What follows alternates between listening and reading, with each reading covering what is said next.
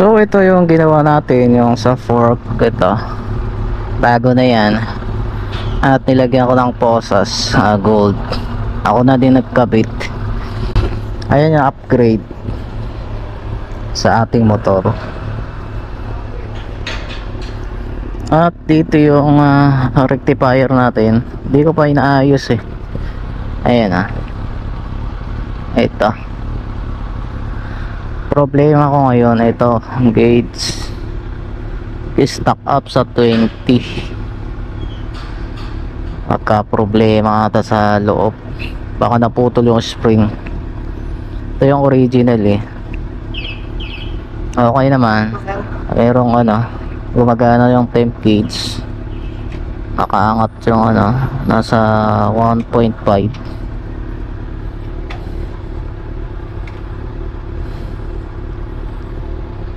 So dagdag pogi yung mga binili natin, at saka performance.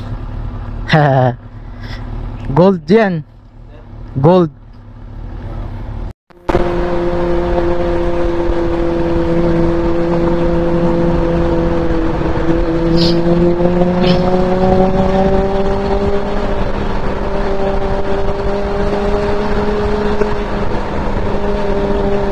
Malaki talaga pinagbago nung pinalitan ko yung rectifier. Nagiging responsive yung ating motor, at saka nung inayos ko yung naglulos, umiba yung niya response niya. Pag throttle mo, mabilis yung throttle response niya.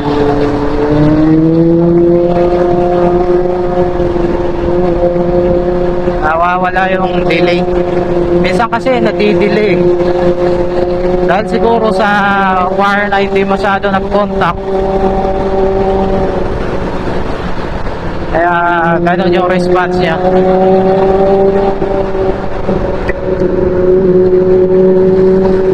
So as of now okay naman.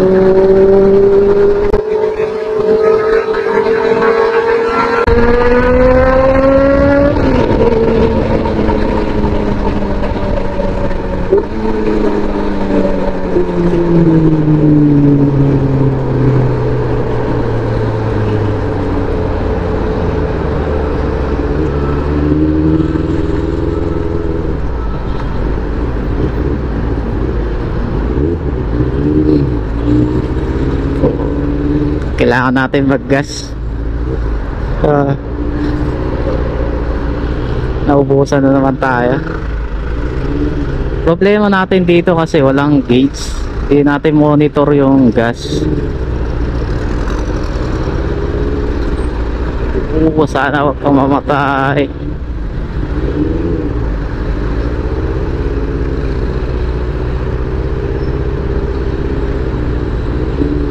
Habol mo pa sa gas station to.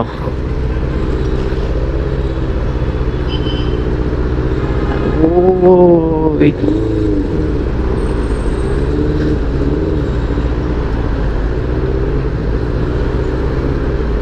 Wait lang.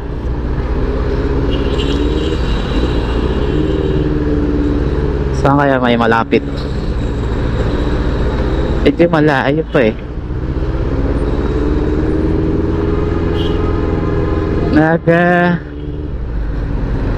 Kinakapos sa gas. Hindi kasi tayo nagpagas. Ito problema dito sa ating motor, walang gauge. Tansyahan eh. Kaya mo yan.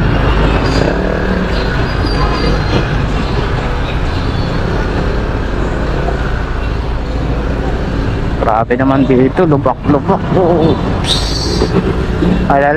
Malalalim pa naman. Yeah.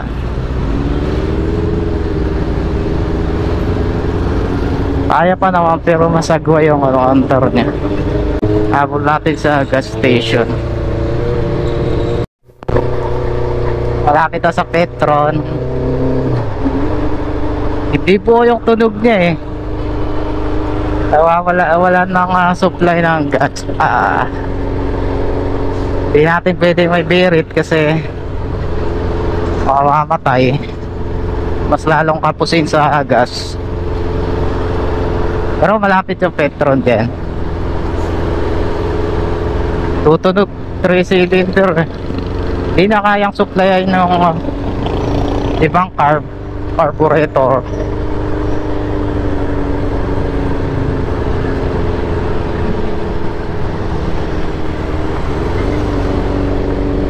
Ayan na.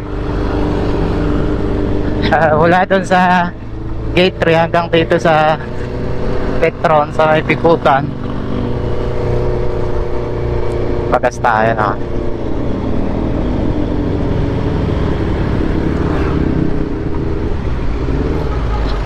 Putik na yan. Ayo, pag di ko di trinotel, mamamatay ito.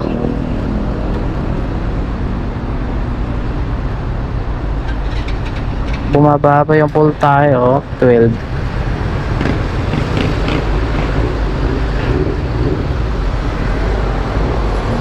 So magpagas muna tayo. So nagpagas tayo dito sa Petron na 63 per liter. At ito na, okay na. Meron tayong 3 liters.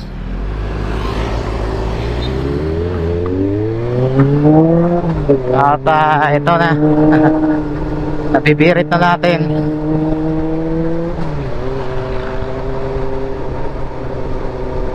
Pag nakaligtaan mo yung gas dito, patay ka, lalo na pag malayo ang tinakbo mo at walang gas station na malapit.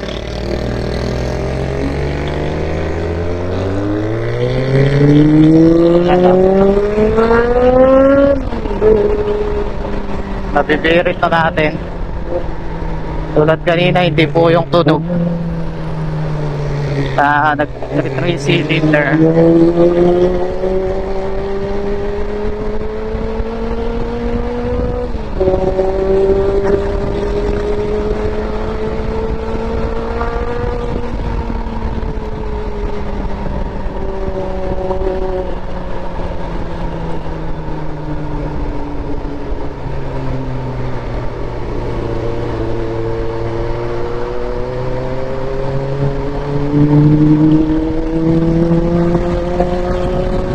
Okay na.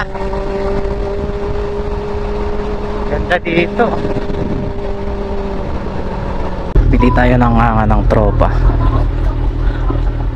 Ayun na, ano to, etag ang tawag namin dyan. Sarap nyan. Ito dami, fresco. Dati 40. Ginto din to eh. Ang tabako, apog.